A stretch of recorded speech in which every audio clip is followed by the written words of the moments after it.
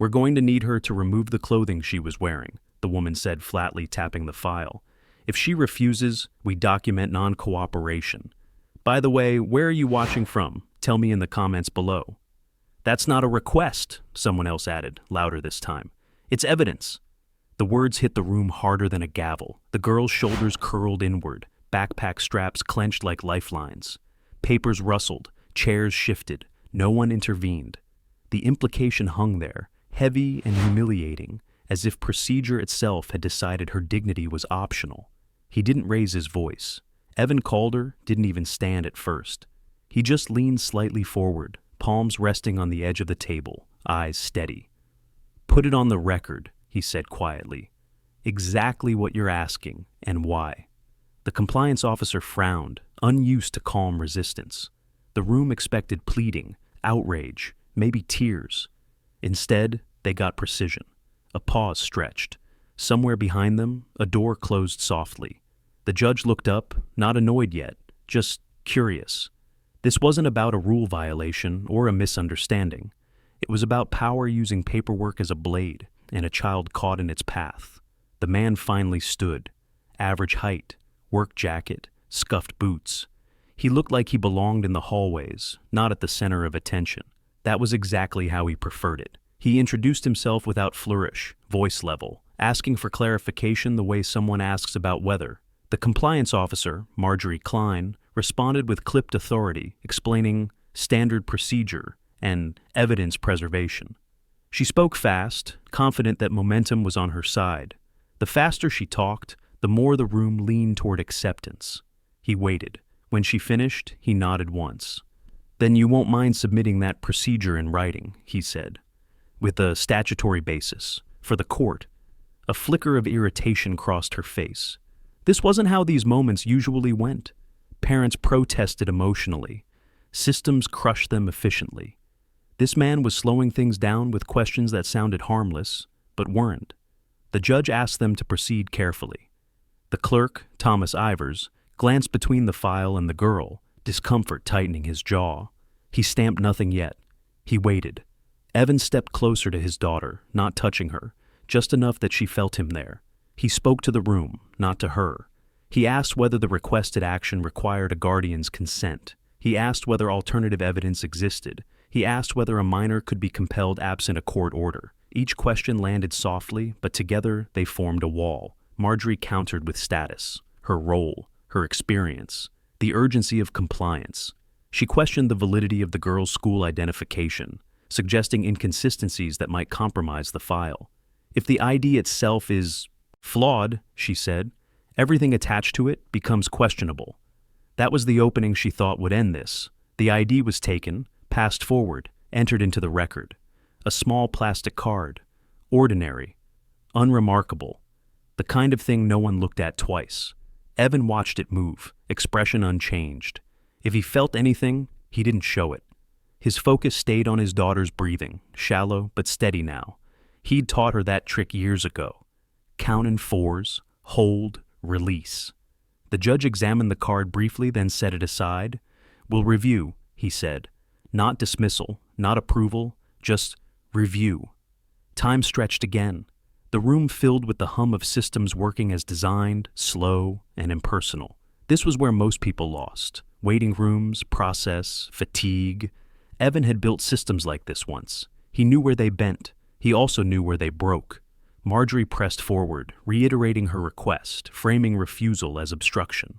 Her voice carried across the courtroom, confident it would be enough. It usually was. He didn't interrupt.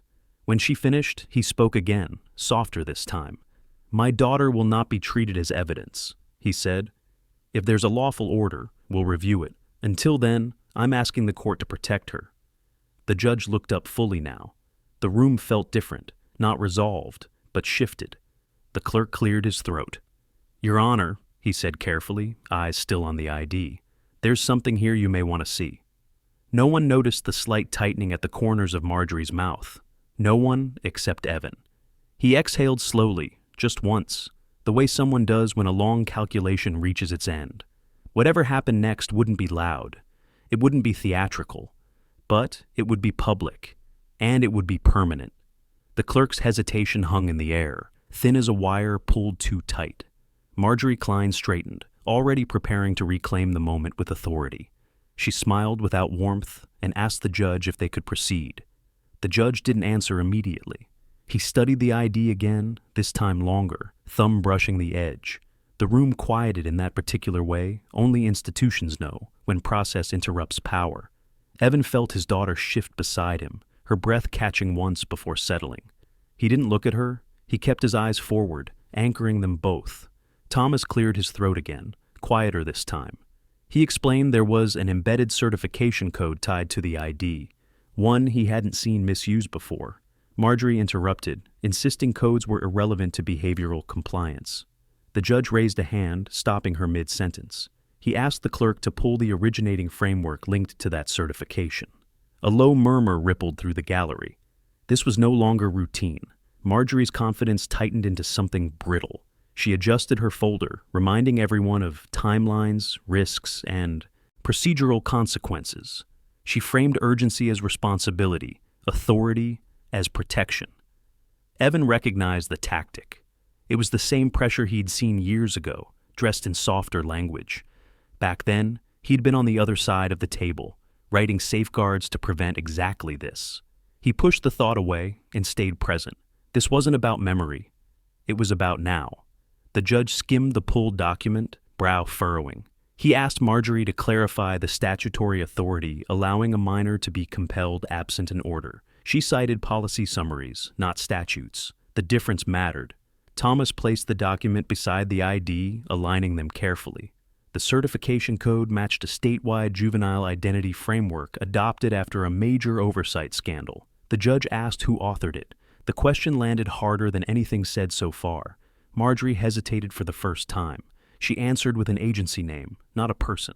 The judge nodded, unsatisfied. He requested the implementation memo. While the clerk searched, the room waited. Evan felt eyes on him now, curious instead of dismissive. He remained still, hands loose at his sides.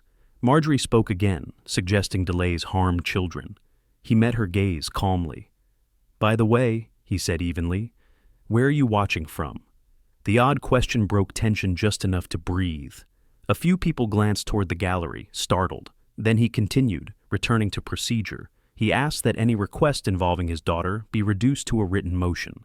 The judge agreed. The clerk located the memo. The author line sat quietly near the bottom. The judge read it, then looked up.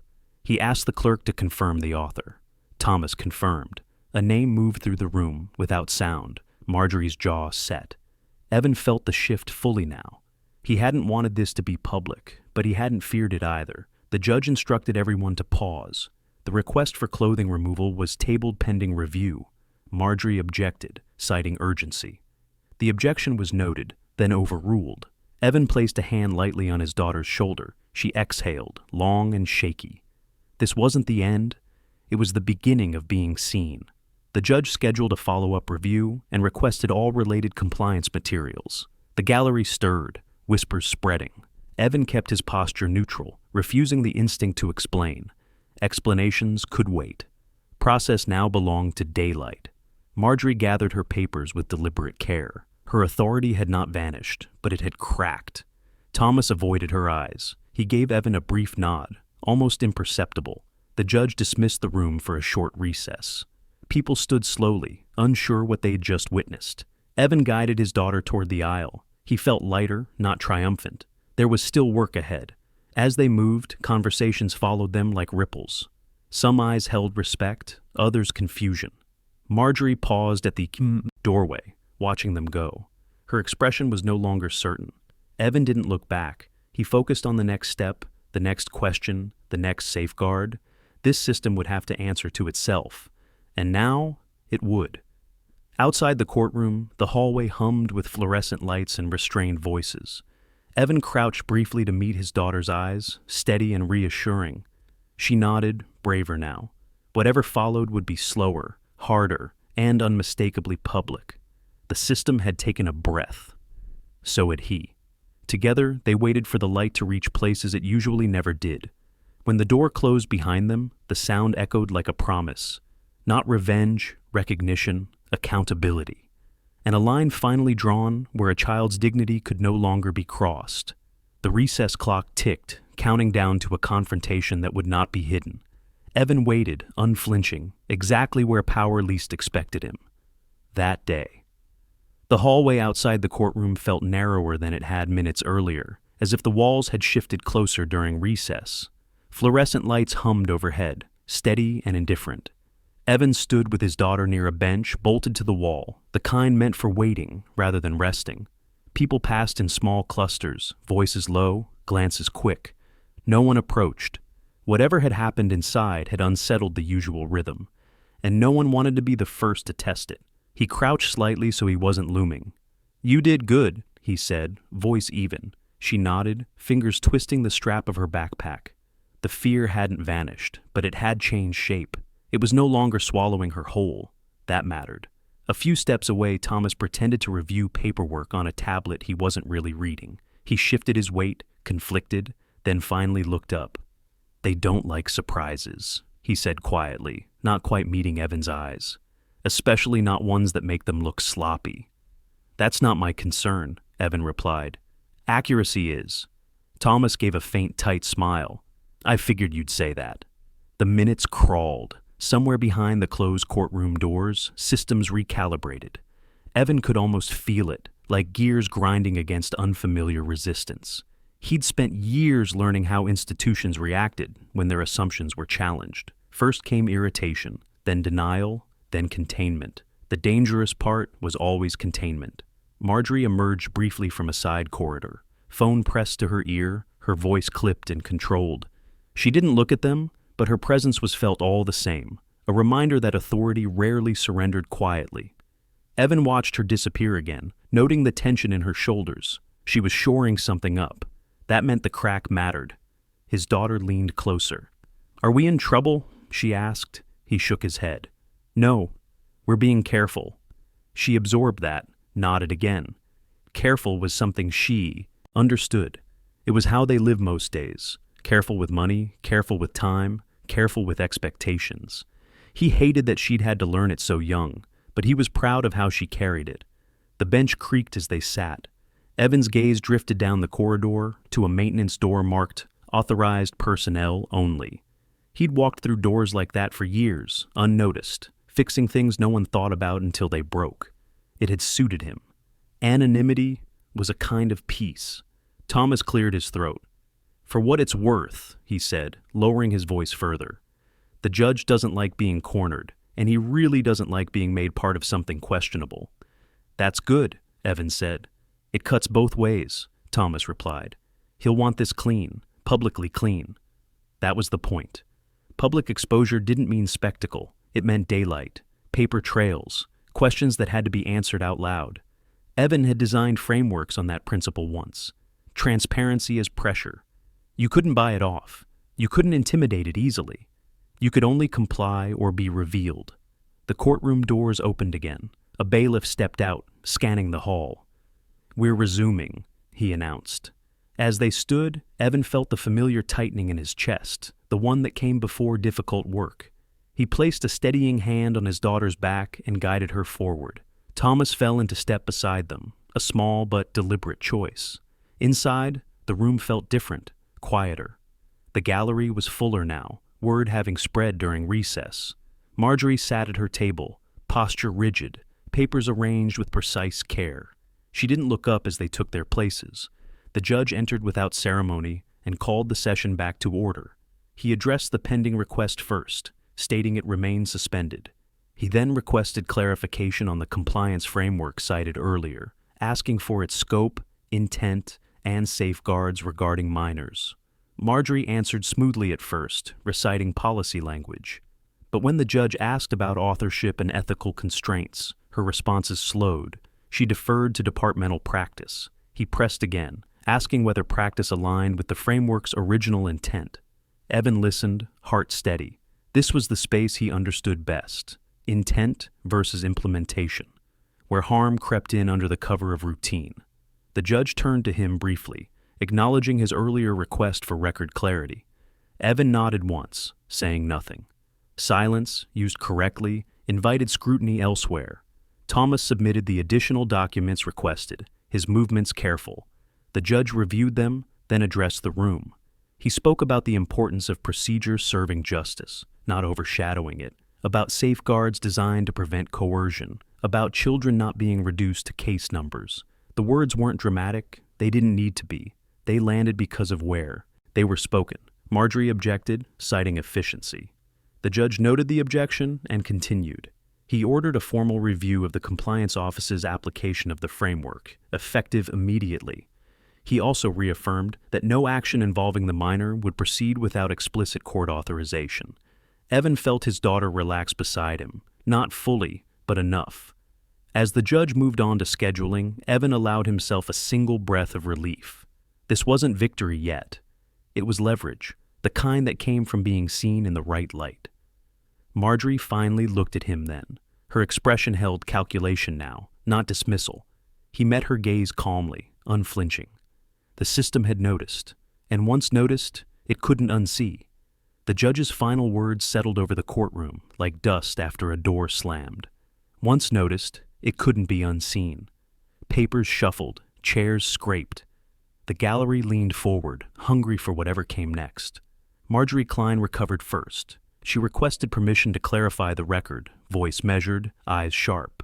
The judge allowed it. She reframed the earlier demand as caution, not coercion, insisting the office protected minors by preserving integrity. Her tone implied reason. Her posture implied control. He listened without interruption. When she finished, he asked a narrow question: whether any written policy authorized compelling a minor, absent a court order. Silence answered before she did. She cited guidance memos, training slides, best practices. The judge asked for citations. Thomas rose, placing a binder on the bench. The thud sounded louder than it was. From his seat, the father felt the air cool. This was daylight work now. He kept his hands still, eyes forward. His daughter mirrored him, shoulders squared, fear replaced by attention. The judge turned to the binder, flipping pages with deliberate care. He asked the clerk to mark specific sections. He asked Marjorie to confirm acknowledgments she'd signed during onboarding. She nodded once, then again, jaw tight. Each nod put another pin in place. A murmur spread as the judge summarized aloud. Safeguards requiring consent. Prohibitions against implied compulsion. Language warning against evidence theater. The phrases sounded dry, harmless. In this room, they were sharp. Marjorie objected, arguing urgency. The judge responded that urgency did not erase consent. He reminded the room that process was meant to restrain power, not excuse it. The gallery stilled. The words carried weight because they were ordinary. He asked whether the compliance office had logged similar requests. Thomas hesitated, then answered truthfully. Entries existed, phrased carefully, flagged inconsistently. The judge requested those logs. Marjorie protested scope. The judge overruled, citing relevance. The father felt eyes on him again, not curious now, but measuring. He remained where power never looked, letting the system expose itself. He thought of nights. Under fluorescent lights, fixing leaks before they spread. This felt similar. Find the seam, apply pressure, let the water show itself. The judge addressed the child directly, gently, explaining that no action would proceed without protection. She nodded, chin lifting. The moment mattered more than any ruling. It restored something fragile. Marjorie requested a brief recess to confer. The judge denied it. He said the record would speak first. He ordered the clerk to read the author line of the framework again. The room held its breath as Thomas complied. The name moved through the air without flourish. Not shouted, not emphasized, just read. Heads turned. The father didn't react. He didn't need to. Recognition was happening without him lifting a finger. Marjorie stiffened. She began to speak, then stopped. The judge raised a hand, not unkindly. He explained that authorship did not grant immunity, but it clarified intent. He said intent mattered today. He instructed Marjorie to explain how her request aligned with that intent. She answered carefully, choosing words like stepping stones. The judge asked follow-ups, precise and patient. Each answer narrowed the field. By the time he finished, the room understood what had happened. Not a villainous act, a normalized overreach, the kind that thrived when no one questioned it.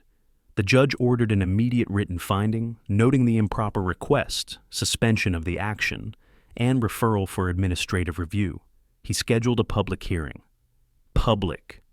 The word echoed. As he spoke, the father felt a steady warmth replace the earlier chill.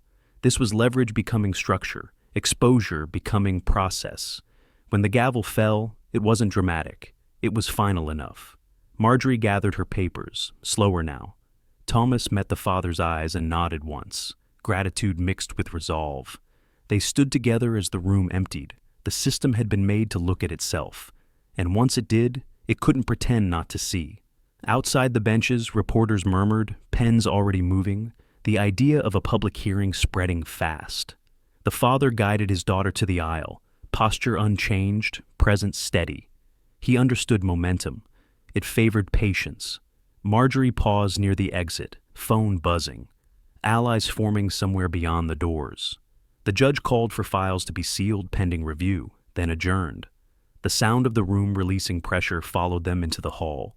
He didn't smile. He counted steps, listened to breathing, and planned questions. Daylight had found a seam. Now it would widen. Tomorrow would bring affidavits, calendars, and sworn answers. Tonight brought quiet resolve. He would stay where power overlooked, guiding his child forward, letting records speak. The exposure was underway, measured and irreversible, built not on outrage, but on truth. It would change this place, starting now. For everyone watching closely, the hallway emptied into a low murmur as doors closed and phones lit up. Reporters lingered near the elevators, comparing notes, while staff moved with practiced neutrality. Evan guided his daughter toward a quieter corner, past the maintenance door he knew too well. He felt the momentum turning from moment to record, from shock to paperwork, the way real change always began. Thomas caught up with them near the water fountain. He spoke carefully, glancing back toward the courtroom. "The judge wants everything logged before end of day," he said. "Emails, training slides, the acknowledgement forms. It'll all be public once the hearing's set." He paused. "That's not nothing." "It's enough," Evan replied. He kept his voice level, the same tone he used when diagnosing a problem that refused shortcuts. His daughter leaned against the wall, listening, calmer now. The fear had receded into vigilance. Marjorie passed at a distance, phone pressed to her ear, stride tight. She didn't look at them. She didn't need to. The exposure had moved beyond confrontation. It was procedural now. Evan understood how that felt. Once the process took over, personalities mattered less than trails. They waited while Thomas returned to his station. Evan took out a folded napkin from his pocket, the kind he used for notes during night shifts. He wrote 3 words, slow and neat, then slipped it back. Consent, scope, record. He'd taught himself to reduce chaos to essentials long ago. The building settled into its afternoon rhythm. Air vents sighed. A cart rattled somewhere behind a door. Evan crouched to his daughter's level and asked if she needed water. She nodded. As she drank, he watched the hallway, counting breaths, measuring time. This was still a courthouse, still a place that rewarded patience. A bailiff approached and asked them to return briefly to the courtroom. Inside, the judge sat with files open, a stenographer ready. He announced a limited proceeding to formalize the record before adjournment. Marjorie objected. The objection was noted and denied. The judge summarized his findings aloud. An improper request, safeguards ignored, a framework misapplied. He ordered the compliance office to produce logs within 48 hours and set a public hearing date. The date landed like a stamp. Reporters scribbled. Thomas typed steadily. Evan stood quietly, eyes forward. When the judge asked if he wished to add anything to the record, he declined. Silence again did the work. The judge nodded, appreciating restraint. He concluded by affirming the child's protection and dismissing the matter for the day. As they exited, a reporter called out a question. Evan kept walking. He did not correct narratives in hallways. He corrected them in filings. Outside, the late afternoon light spilled through the glass, making the marble floors glow. His daughter shielded her eyes and laughed once, a small sound that released a knot he hadn't known he held. They sat on the bench by the exit, the same one he'd fixed last winter. Thomas passed, offering a brief update about document access and timelines. Evan thanked him. "You did the right thing," Thomas said, then added, "If you're watching this unfold with us, subscribe so you don't miss what accountability looks like." The words felt awkward but sincere, and Evan let them pass. A notification buzzed on Evan's phone. An internal bulletin had already gone out, referencing the upcoming hearing. He read it, then put the phone away. The system was moving. That mattered more than praise. Marjorie exited with colleagues, faces set. Allies would gather, statements would be drafted. None of that worried him. Exposure wasn't a punch, it was pressure. It worked slowly and publicly until compliance replaced bravado. He guided his daughter toward the doors. She asked if it was over. "Not yet," he said, "but it's on the record." She smiled, understanding the difference. Outside, traffic hummed and sirens cut the air. Evan inhaled deeply, the city's noise grounding him. He thought of the hearing ahead, of documents speaking louder than voices, of daylight continuing to spread. Today had turned a corner, tomorrow would widen it. He took his daughter's hand and stepped forward, steady, letting the process do what it was finally built to do. Behind them, the courthouse doors closed with a muted thump, sealing the afternoon's shift into official memory. Evan felt the familiar weight of responsibility settle, not heavy, but precise. He would answer questions, file affidavits, and show up again, because exposure required presence. For now, he focused on walking, matching steps, listening to her breathe. The system had blinked, then opened its eyes. From here, it would either learn or reveal itself completely, and he was prepared for both outcomes. That certainty steadied him as daylight pooled across the plaza outside, and witnesses began quietly comparing notes nearby here. Daylight stretched across the plaza as Evan and his daughter crossed it together, the courthouse doors closing behind them with a final, official wait. Reporters lingered at the edges, careful not to approach directly now that the record was sealed for the evening. The story had shifted from spectacle to substance, and that made everyone cautious. By the time they reached the bus stop, Evan's phone vibrated again. This time, it was a secure internal message, forwarded quietly by Thomas. He read it once, then again, slower. The compliance logs were being compiled earlier than ordered. Someone inside was nervous. He slipped the phone back into his pocket and focused on his daughter as the bus arrived. She sat by the window, watching the city slide past, the courthouse shrinking behind them. "Did we do something wrong?" she asked softly. "No," he said without hesitation. "We did something correct." That distinction mattered. He made sure she felt it. At home, the evening passed in small, grounding rituals. Dinner warmed, shoes lined by the door, homework spread across the table. Evan listened as she talked through a math problem, nodding, asking questions that let her find the answer herself. Normalcy wasn't denial, it was armor. When she finally went to her room, he sat alone with his phone and the napkin still folded in his pocket. Consent, scope, record. He unfolded it, smoothed it flat, and compared it against the message Tomas had sent. The logs weren't just inconsistent, they were patterned. He recognized the shape immediately. Requests logged late. Language softened after the fact.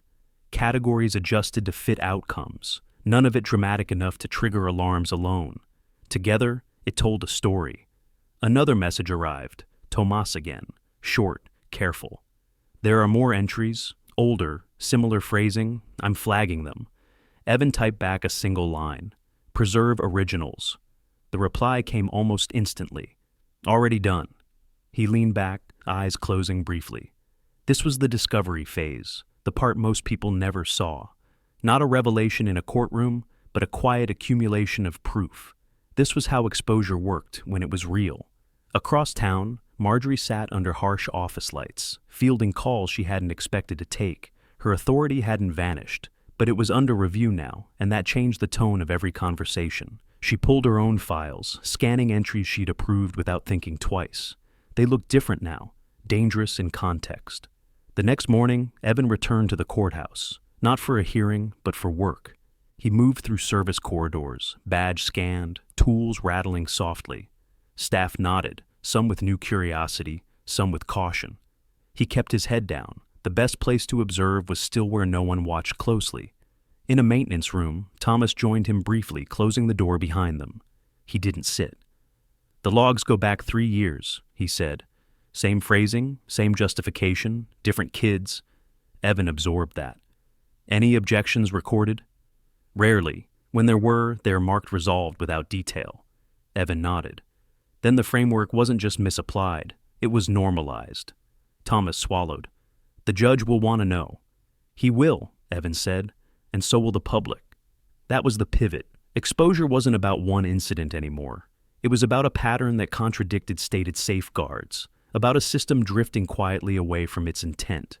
They parted without ceremony. Evan returned to his rounds, tightening bolts, fixing a door hinge that squealed.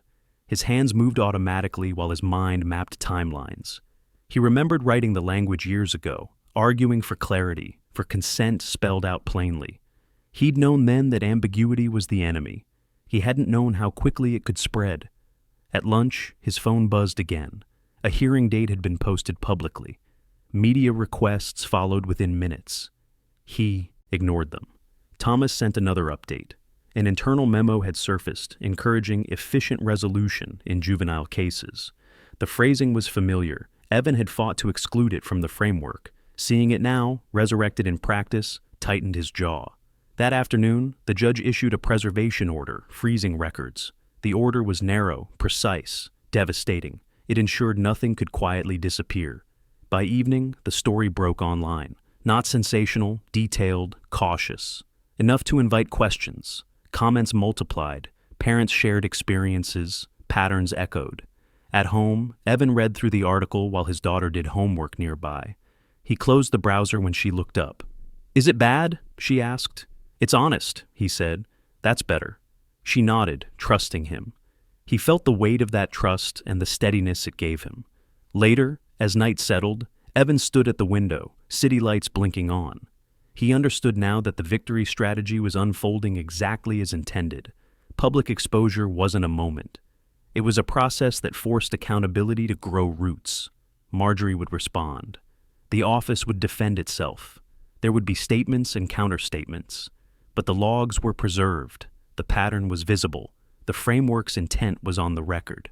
Evan folded the napkin again and tucked it away. Consent, scope, record. 3 words, 3 levers. The system had pulled one too many times in the dark. Now it was being pulled into the light. Tomorrow would bring affidavits. The hearing would bring questions.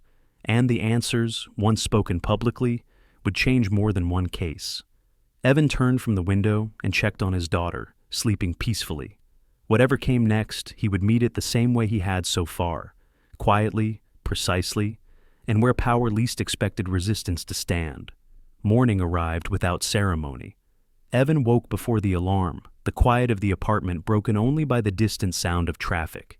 He stood for a moment in the doorway of his daughter's room, watching her sleep, then turned away. There was work to do, and not the kind that waited for daylight. By the time he reached the courthouse, the building felt different, not louder, not tense, alert.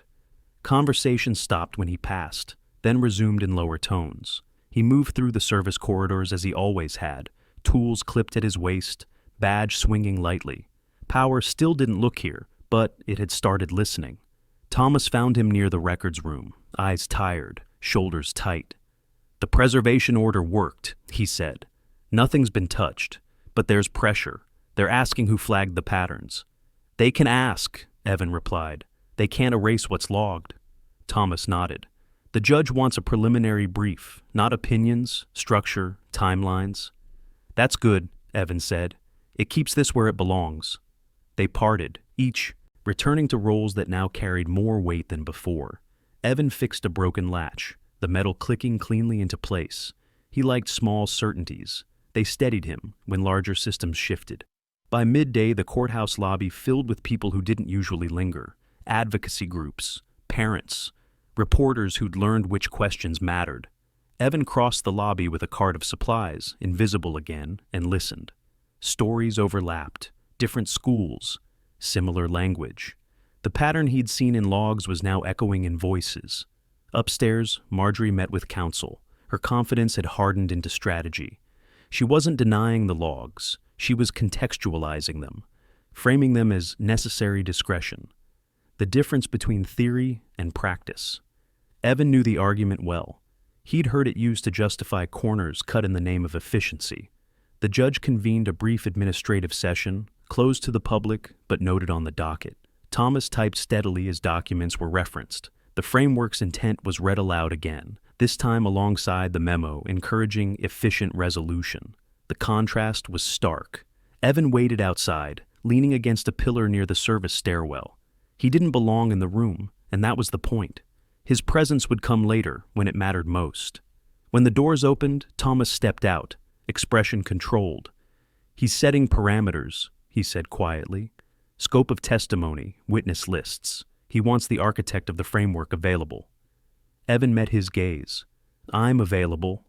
"I know," Thomas said. That's what unsettled them.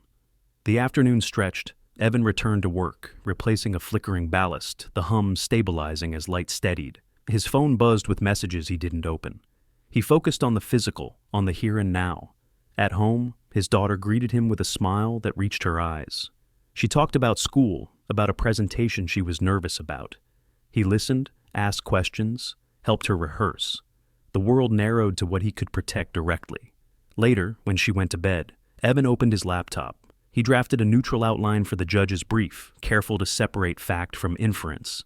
Dates, language shifts, a table mapping logs to safeguards. He sent it to Thomas without commentary. Across town, Marjorie reviewed the same materials from a different angle. She saw risk, she saw headlines. She also saw that this wasn't about one father anymore. It was about a practice that had grown roots. She prepared to defend it publicly. The next day, the hearing agenda was posted. Public, witnesses listed, the architect named. Evan read the docket once, then closed it. There was no triumph in seeing his name there, only responsibility. At the courthouse, the gallery swelled again. Evan arrived early, not to sit at counsel table, but to take his place where he always did until called. Thomas passed, offering a brief nod.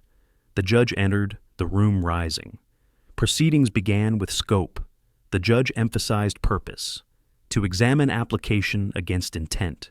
He invited testimony from parents who'd come forward. Their accounts were measured, not sensational. They described pressure framed as procedure, choices that weren't choices. Marjorie cross-examined carefully, highlighting safeguards on paper. The parents answered honestly, pointing to moments where paper had not protected them. The room listened. Then the judge called Evan forward. He stepped from the side aisle, tools absent now, posture unchanged. He took the oath without ceremony. Questions came, precise and respectful. He answered with equal precision. He spoke about why consent language was explicit, why ambiguity was dangerous, why records mattered. He did not accuse. He explained. The effect was cumulative. Heads nodded, notes filled margins. The framework's intent, once abstract, became concrete. When he finished, the judge thanked him and asked one final question, whether the framework allowed for the kind of request at issue. Evan answered simply, "No." The room exhaled. This wasn't the end. It was alignment, the system seeing itself clearly. Evan returned to his place, heart steady. He thought of the napkin, folded away. Consent, scope, record. 3 levers now pulling together. As proceedings adjourned for the day, the judge announced next steps. Findings would follow. Recommendations would be issued. Oversight would change. Outside, daylight spilled across the steps.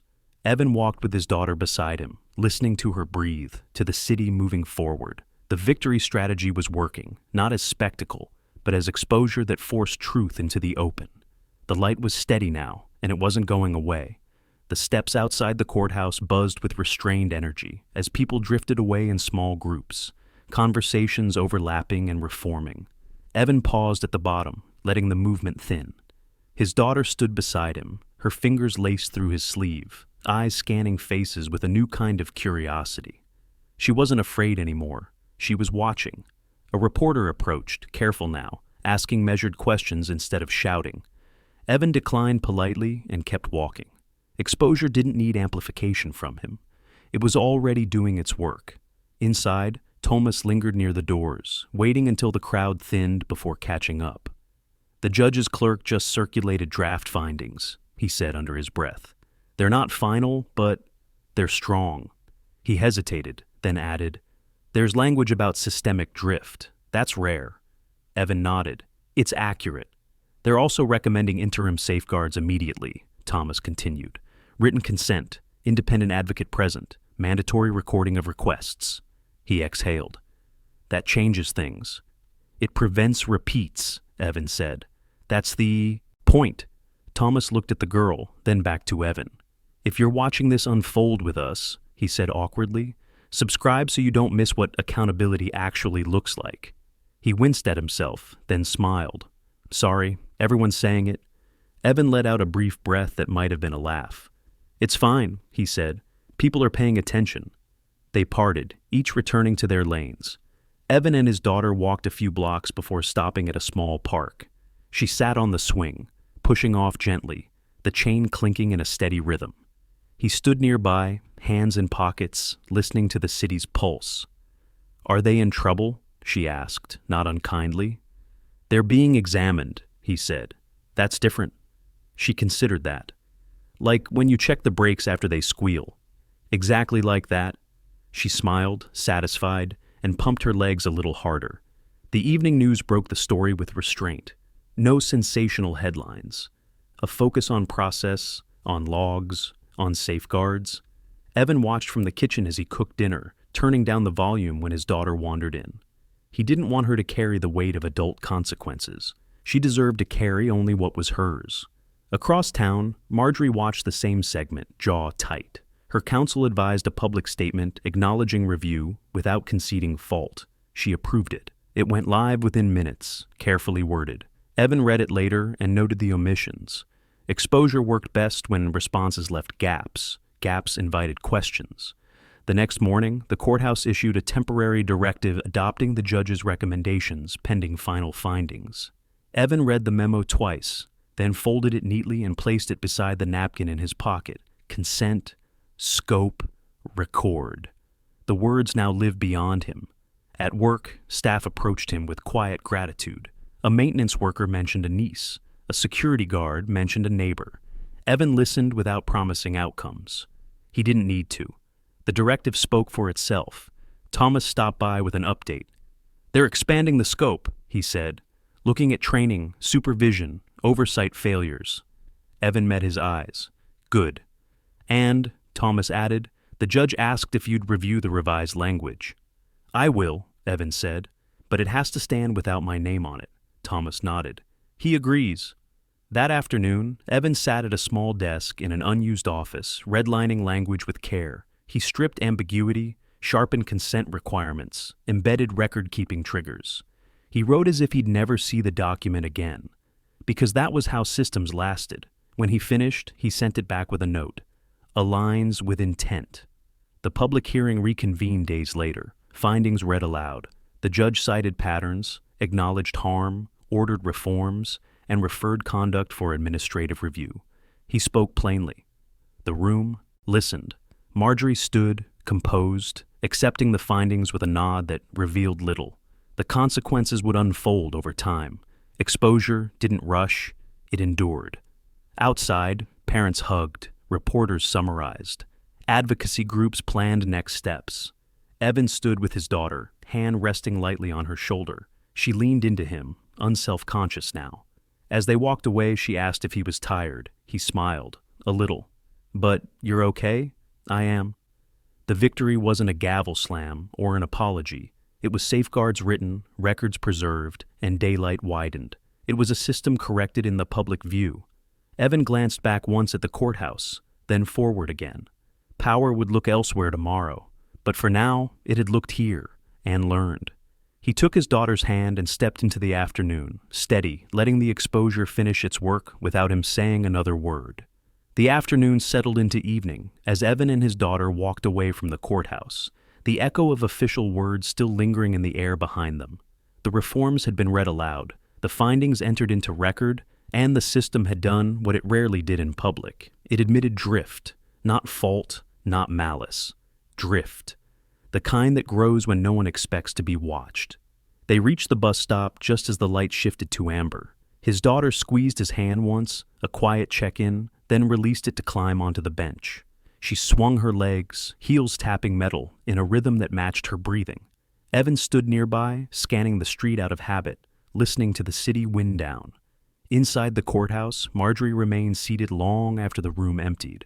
The language of the findings replayed in her mind, not as accusations, but as measurements, patterns identified, safeguards ignored, training insufficient, oversight lacking. The words stung precisely because they were accurate. Her counsel spoke softly beside her, outlining next steps: appeals, reviews, remediation. She nodded at the right moments, her expression composed. Exposure hadn't destroyed her. It had constrained her. Back on the street, a notification buzzed on Evan's phone. Another article, this one longer, tracing the history of the framework and its erosion over time. It quoted parents. It quoted the judge. It did not quote him. He preferred it that way.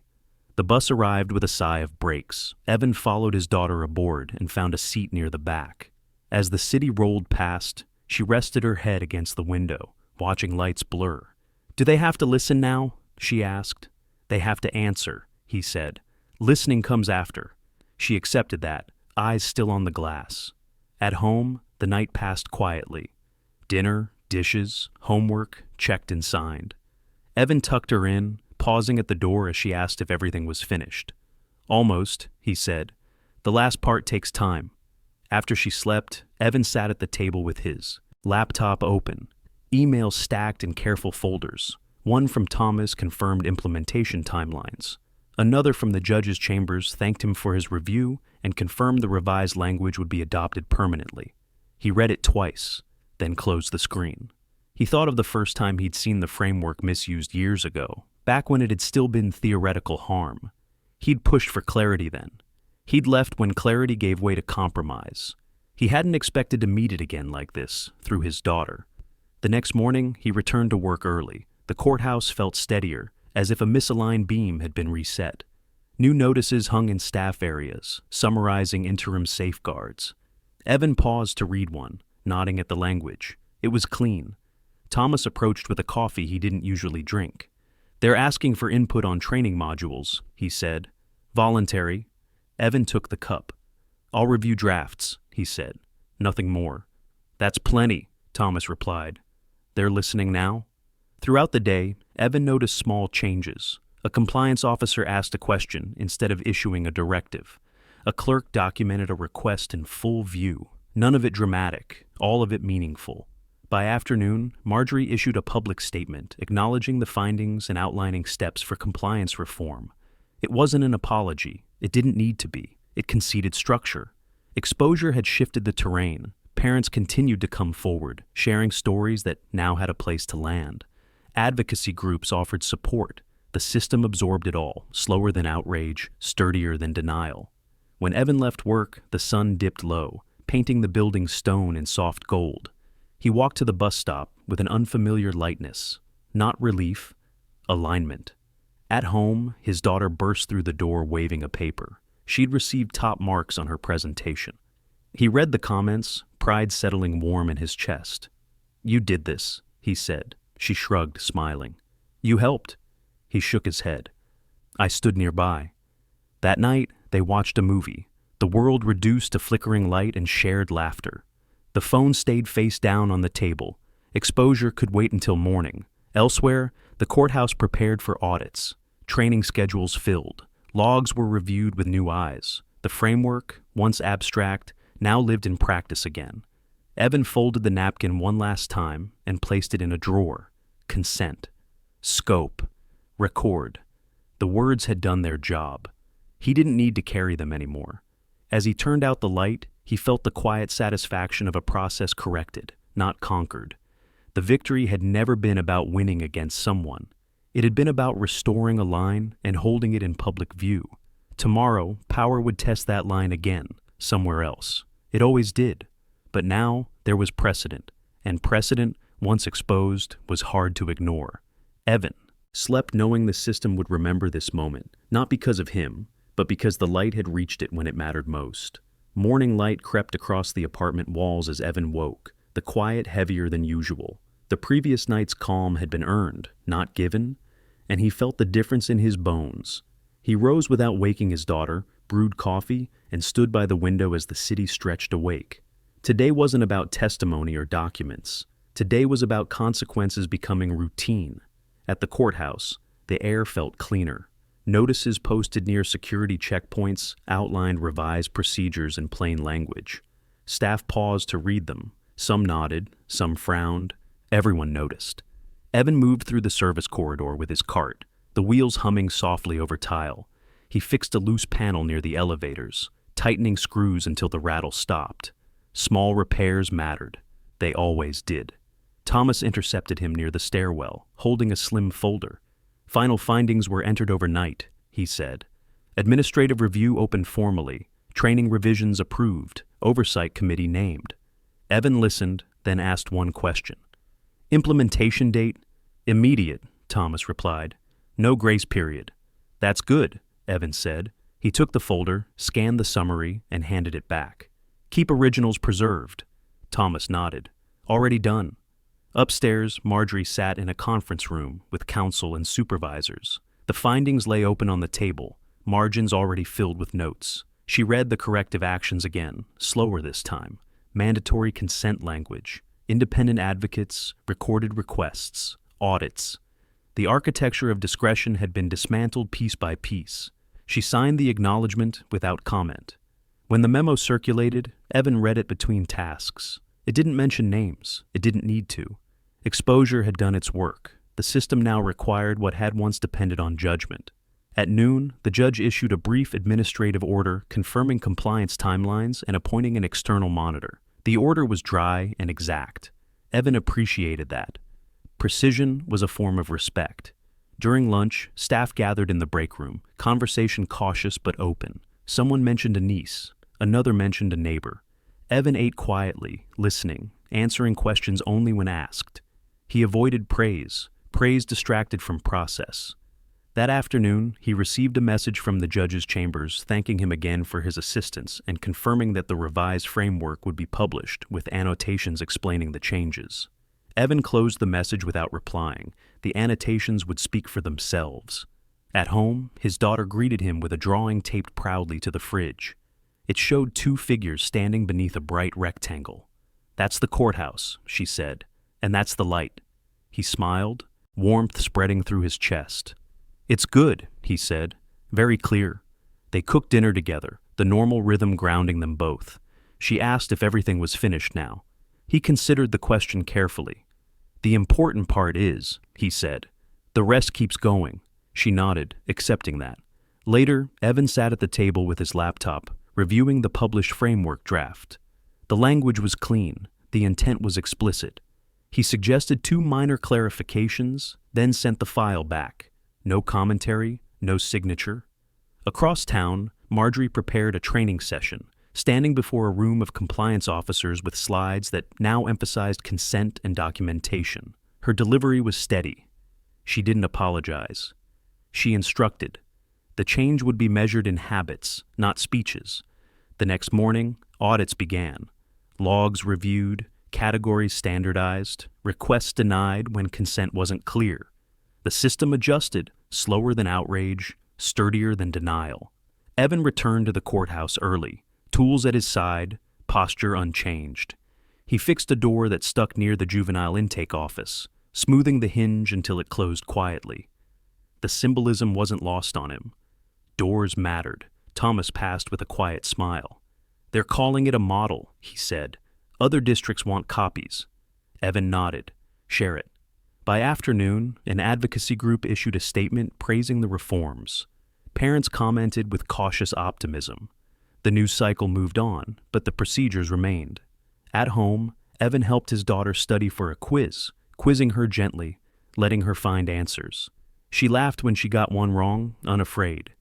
He felt the victory then, not in any order or memo, but in her ease. That night, he placed the napkin in the recycling bin. Consent, scope, record. The words had left his pocket and entered the world. He washed his hands, turned off the light, and stood for a moment in the hallway, listening to the quiet. The exposure had settled into structure. The line had been drawn and reinforced. Tomorrow, he would return to work, unnoticed again, where power rarely looked. And that was fine.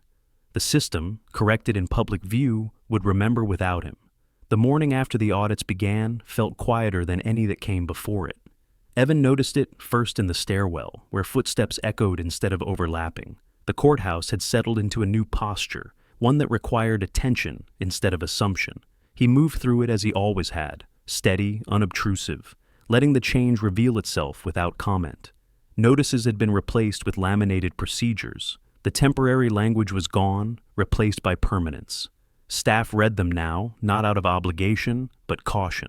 Evan tightened a bolt on a railing near intake and watched a compliance officer pause before approaching a family. Clipboard lowered, voice measured. It wasn't dramatic. It was correct. Thomas joined him near the service elevator, carrying a small stack of folders. The monitor's first report came in, he said. Early compliance is high, higher than expected. Evan nodded. People follow lines when they're clear. They also notice when someone enforces them, Tomas added. The judge asked me to pass that along. Evan accepted the information without reaction. Praise still felt like a distraction. He preferred outcomes. Across the building, Marjorie sat with the external monitor, answering questions that now required documentation instead of confidence. Her answers were precise, restrained. She referenced new training, revised logs, supervision checks. She did not argue. Exposure had narrowed her options to compliance or consequence, and she had chosen the only viable one. By midday, the monitor toured intake areas, observing interactions, checking signage, reviewing recordings. Evan crossed paths with her near a utility closet. She nodded politely, unaware of who he was beyond a uniform and a badge. He nodded back. The system didn't need him visible to function anymore. At lunch, a parent stopped him near the vending machines. "Thank you," she said quietly. "They treated us differently today." Evan met her eyes. "That's how it should be," he replied. She smiled, relief evident, and walked away. He stood there for a moment, letting the meaning settle. This was the ripple effect, small and real. When he returned home that evening, his daughter met him with excitement instead of caution. She talked about plans, about friends, about things that existed beyond the shadow of a courtroom. He listened, asking questions, anchoring her in normalcy. After dinner, she brought out a notebook and asked him to help her write. It was for school, a reflection on standing up for yourself. He didn't tell her what to say. He asked what she felt. She wrote slowly, carefully, then read it aloud. Her voice didn't shake. "You sound sure," he said. "I am," she replied. Later, as she slept, Evan sat by the window again, city lights steady and familiar.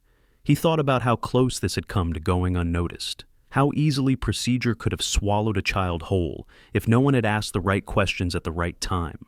The external monitor's second report came 2 days later. It noted full compliance, recommended continued oversight, and praised transparency. The judge adopted it without amendment. The framework was no longer just restored, it was reinforced. Marjorie issued another statement, this one acknowledging the importance of trust. It still wasn't an apology. It didn't need to be. The change was in the doing. At work, Evan replaced a broken floor tile near intake, fitting it flush so no one would trip. He appreciated that kind of fix, invisible, lasting. Thomas stopped by with a final update. "The judge asked if you wanted a formal acknowledgement in the record," he said. Evan considered it, then shook his head. "No, the record already says what it needs to." Thomas smiled. "I thought you'd say that." As the weeks passed, attention shifted elsewhere.